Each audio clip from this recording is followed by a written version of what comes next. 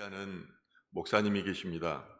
큰 대형교회 목사님이신데 이분이 3년 전에 코로나로 큰딸을 잊었습니다. 이 큰딸은 미국의 명문대학인 UCLA에 다니고 있었는데 갑작스럽게 죽음을 맞이한 것입니다.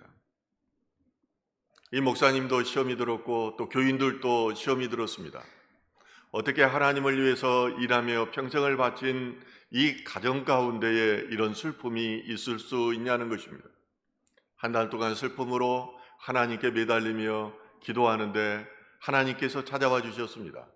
딸은 잘 있으니까 이제 많은 영혼들을 구하는데 네가 힘쓰라는 그런 음성을 듣게 된 것입니다.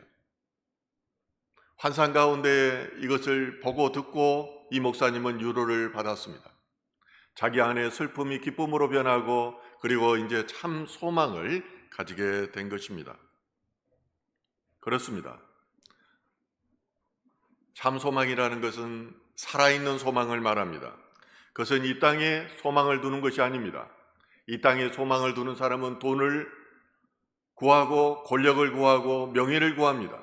그러나 산 소망을 가진 사람들은 하늘의 것을 구합니다. 하나님 아버지를 찾는 사람들인 것입니다. 베드로전서는 고난과 핍박 그리고 소망의 서신이라고 불립니다. 그러므로 고난 가운데 있는 성도들이 이 베드로전서를 읽으면 위로를 받고 힘을 얻게 되는 것입니다. 왜냐하면 당시에 베드로전서가 쓰여질 때 네로 황제의 핍박이 극심했습니다.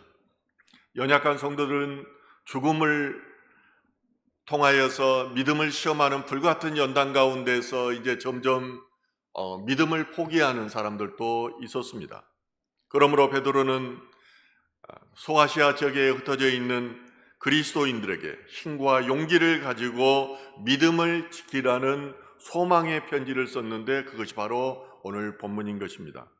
이 편지에서 베드로는 산 소망이 어디에서 오는가에 대해서 몇 가지로 권면하고 있습니다. 그것을 저는 세 가지로 여러분과 같이 나누고자 합니다. 첫째로 산 소망은 부활하신 예수 그리스도를 통해 옵니다. 베드로는 예수 그리스도가 구약에 있는 메시아임을 그 예언의 근거를 가지고 기술하고 있습니다. 예수님의 십자가가 하나님의 저주라고 생각했던 많은 유대인들에게 그렇지 않다는 것을 구약 성경으로 논증하였던 것입니다. 오늘 본문 11절에서 이렇게 말합니다. 자기 속에 계신 그리스도의 영이 그 받으실 고난과 후에 받으실 영광을 미리 증언하여 누구를 또는 어떠한 때를 지시하는지 상고하느니라. 12절은 이렇습니다. 이 섬긴 바가 자기를 위한 것이 아니요 너희를 위한 것이니 계시로 알게 되었으니 이것은 하늘로부터 보내신 성령을 힘입어 복음을 전하는 자들로 이제 너희에게 알릴 것이요 천사들도 살펴보기를 원하는 것이니라.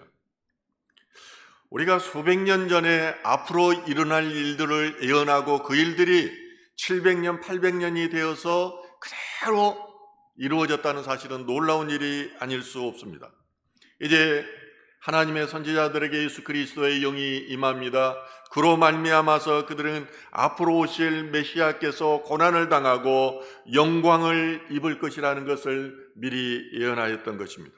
그리고 이 그리스도의 십자가와 부활이 바로 너희들을 구원하기 위한 하나님의 섭리였다는 것을 이제 베드로는 말하고 있는 것입니다.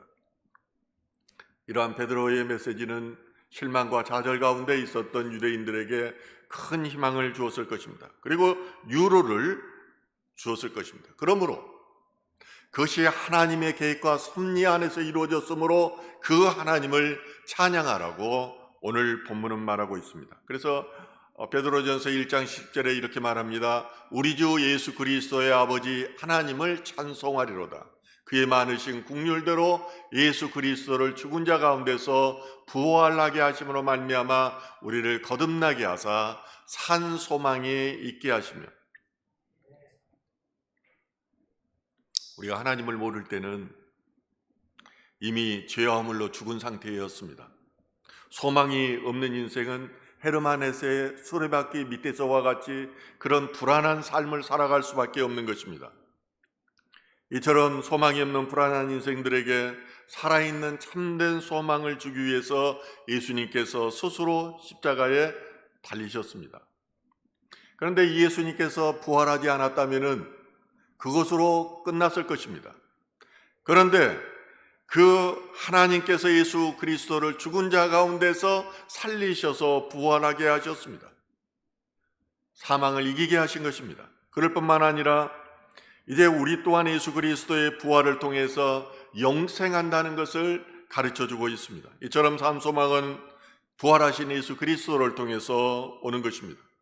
우리가 십자가에 달리신 예수 그리스도를 믿으면은 흠과 티가 없는 어린 양의 피, 곧 존귀한 피로 인하여 죄를 깨끗이 시험받게 되고 그리고 천국의 산소망을 갖게 되는 것입니다. 그런데 이 산소망은 모든 사람들에게 열려 있습니다. 그렇지만은 열려 있다고 모든 사람들이 이 산소망을 누리는 것은 아닙니다. 어제 부자에 관한 프로그램이 TV에 반영이 되던데 이분은 1,800억을 가지신 분이에요. 그런데 산속에 들어가서 밭을 일구면서 살더라고요. 그러면서 마지막 멘트가 저는 기억에 남습니다. 내가 만약에 부유함에 대해서 알지를 못했다면 나는 많은 것을 가지고도 가난하게 살았을 것입니다. 이 말을 하더라고요. 그런데 이 산 소망은 하나님께서 택하신 자에게만 주어진 소망이라는 거예요. 그래서 본문 2절은 말합니다. 곧 하나님 아버지의 미리 아심을 따라 성령이 거룩하게 하심으로 순종함과 예수 그리스도의 핏부림을 얻기 위하여 택하심을 받은 자들에게 편지하노니 은혜와 평강이 너희에게 더욱 많을지어다. 말이 이 헬라어를 다시 해석한 것이기 때문에 아마 난해할 것입니다. 그런데 중요한 것은 택하심을 받은 자들에게 그리스도의 핏부림이 있다는 거예요. 그래서 거룩하게 한다는 거예요. 제가 목회를 하면서 경험한 거면은 우리 교회에 수백 명이 다녀갔습니다. 어떤 이들은 세상에 좋아서 떠나기도 하고 어떤 이들은 교회가 싫어서 떠난 사람들도 있었습니다. 그런데 제가 경험한 한 교훈은 하나님께서 택하기로 작정하지 않는 사람은 결국은 세상을 향해서 떠난다는 것입니다.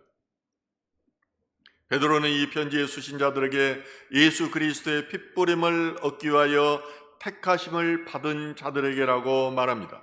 이 말씀은 매우 중요합니다. 예수님께서 태초 이전에 천지 만물을 창조하기 전에 우리를 선택하셨고 우리를 부르셨다는 것입니다. 하나님의 자녀 삼아 주셨다는 것입니다. 아브라함은 흉년을 만나자 하나님께 묻지도 않고 부르신 곳인 가나안 땅을 떠나 애굽으로 떠납니다. 그리고 자기 아내를 바로왕 앞에서 누이라고 말합니다. 아브라함이 여러 흠집이 있는 사람이었지만은 하나님께서는 저를 버리지 않으셨습니다. 왜냐하면은 택하셨기 때문입니다. 이처럼 하나님께서 구원하시기로 택하신 백성들은 결코 교회를 떠나지 않습니다. 구원으로부터 멀어지가 않는 것입니다. 그러므로 우리가 산 소망을 가지기 위해서는 예수 그리스도를 믿어야 합니다. 믿는다는 말은 형식이 아닙니다. 순종한다는 것입니다. 순종하지 않는 것은 믿는 것이 아닙니다. 말씀대로 사는 것이 믿는 것입니다. 그런데 말씀의 핵심은 무엇입니까? 너희는 내 제자가 되려면 자기를 부인하라. 그리고 너희가 십자가를 지라. 그리고 또한 너희가 좁은 길을 가라는 것입니다. 말씀에 순종하는 것이 쉽지가 않습니다. 말씀에 순종할 때 내 안에서 예수 그리스도의 영이 임하고 그리고 산 소망이 있어지는 것입니다. 아멘. 두 번째는요, 산 소망은 하늘에 간직되어 있습니다. 지난 21일에 프란체스코 교황이 88세로 선종하였습니다. 그는 아주 검소한 생활을 했었고 또한 정직한 삶을 살았다고 그럽니다. 그래서 떠나실 때 100불을 남겨두고 떠났어요. 저희 장인어른도 돌아가실 때 목사님한테 딱 100불을 남겨두고 떠났습니다. 저도 이 말씀을 묵상하면서 어떻게 나도 하나님 앞에 정리하고 떠날 것인가, 평소에도 늘 생각하는 것이지만은 그런 생각을 해봤어요.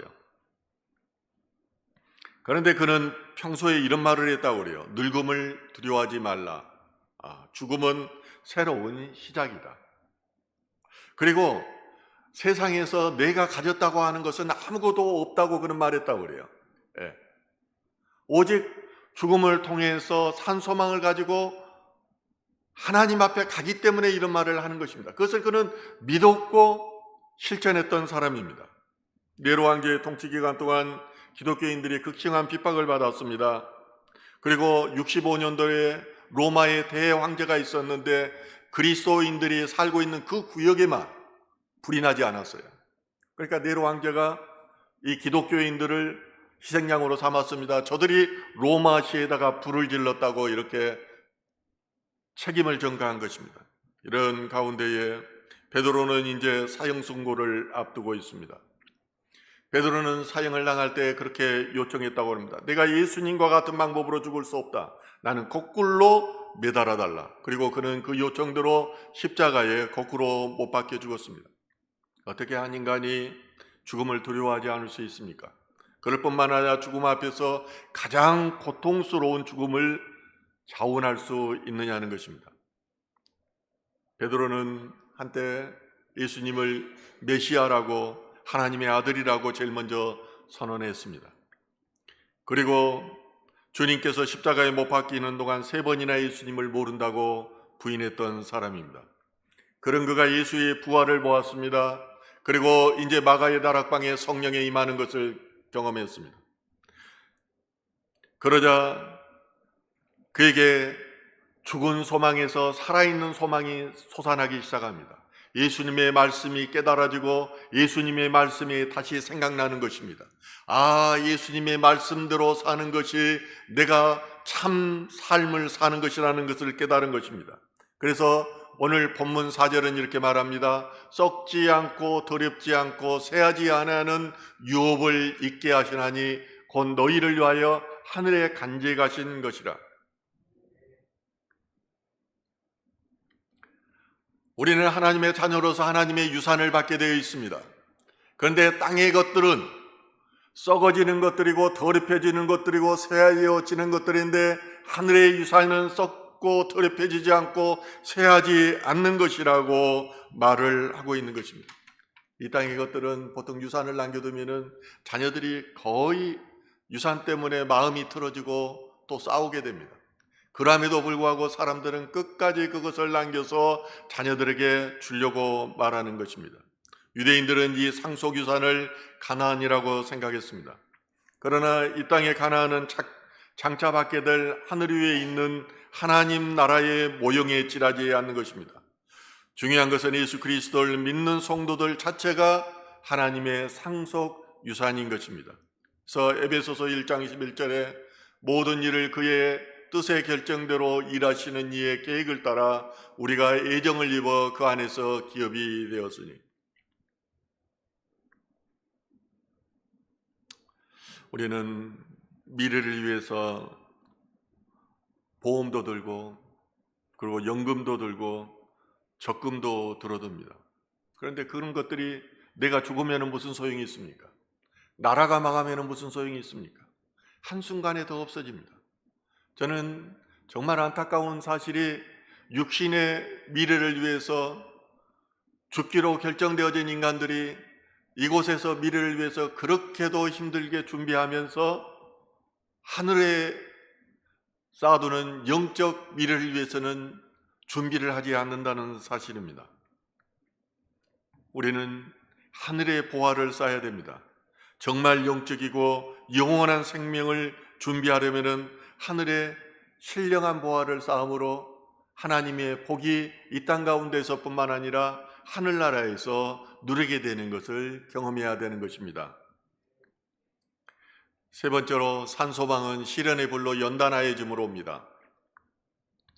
베드로는 고난의 사도였습니다. 그래서 베드로전서 5장 1절에 그리스도께서 겪으신 고난의 증인이라고 자신을 소개합니다. 사단마귀는 우리가 세상의 영에 속해 있을 때는 우리를 건들지 않습니다.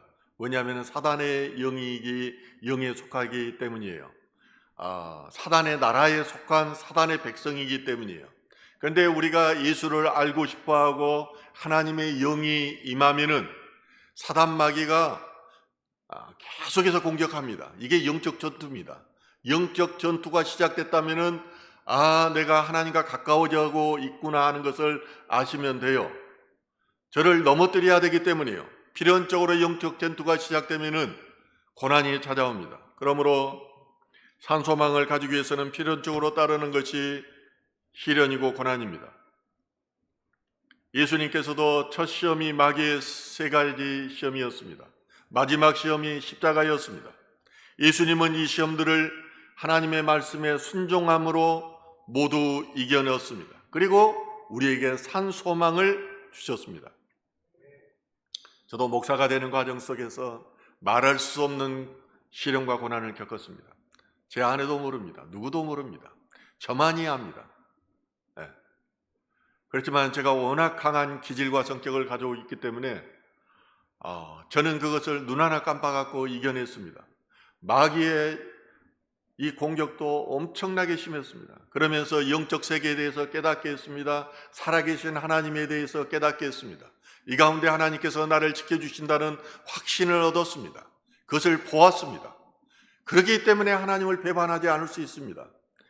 죄에 얽매여 있고 또한 욕심을 가진 인간이 평생을 하나님을 의지하며 배반하지 않고 충성을 바칠 수 있는 것은 이 불같은 영광을 이겨냈을 때를 통해서 하나님을 깨달아가기 때문입니다.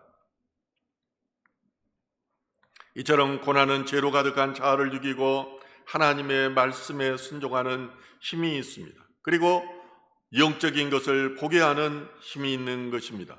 죽음을 향한 네로 왕조의 칼날이 가까워지고 있음을 감지한 베드로는 성도들에게 이렇게 권면합니다. 오늘 베드로전서 4장 12절과 13절 말씀입니다. 사랑하는 자들아, 너희를 연단하려고 오는 불시험을 이상한 일 당하는 것 같이 이상히 여기지 말며 오히려 너희가 그리스도의 고난에 참여하는 것들로 즐거워하라.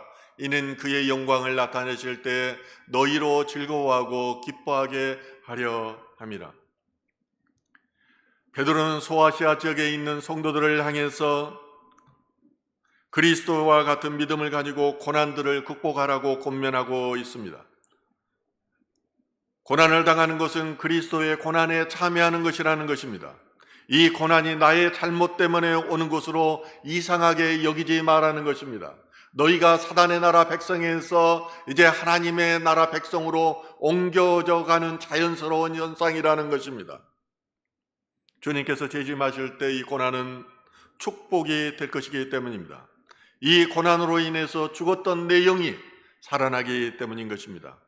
믿음이 없는 사람들은 결코 산 소망을 가질 수가 없습니다. 그들은 육에 속해 있기 때문입니다. 썩어질 소망으로 가득 차 있기 때문입니다. 산 소망이 없으면 교회 와서도 늘 세상 생각입니다. 예배를 드린다고 하지만은 돈 생각으로 가득해 있습니다.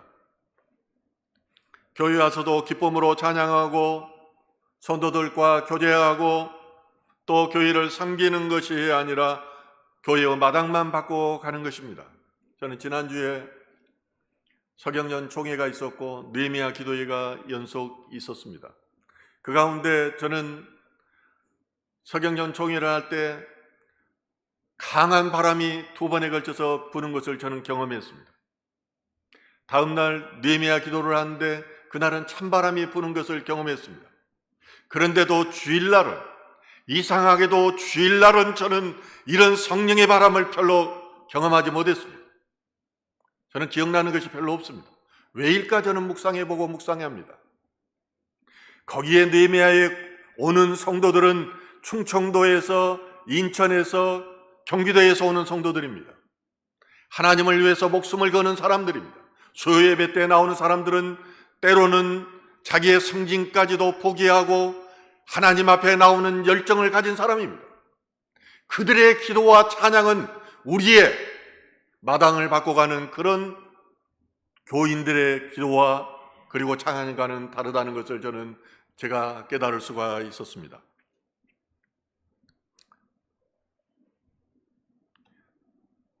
우리는 더 이상 이 땅의 것을 바라고 소망해서는 안 됩니다. 우리 주 예수 그리스도 안에서 하나님을 바라보고 하나님 나라의 산 소망을 가져야 됩니다. 그러면 여러분 안에 하나님의 나라가 임합니다. 이걸 늘 느껴야 됩니다. 꿈으로도 하나님께서 말씀해 주시고 음성으로도 말씀해 주시고 우리 주변에 있는 다른 사람들을 통해서도 말씀해 주셔요. 저는 최근에만 해도 한 5명이 저를 위해서 기도하는데 하나님께서 목사님을 위해서 기도했더니 이런 말씀을 주십니다. 저에게 연락이 왔어요. 하나님이 살아계시지 않는다면 어떻게 이런 일이 일어나겠어요? 보이지 않지만은 우리의 영이 깨어나면은 그 하나님을 보는 것 같고 또한 환경을 통해서 우리에게 말씀해 주십니다. 이 산소망을 가지고 이 험한 세상을 살아가는 저와 여러분 되기를 주님의 이름으로 축원합니다.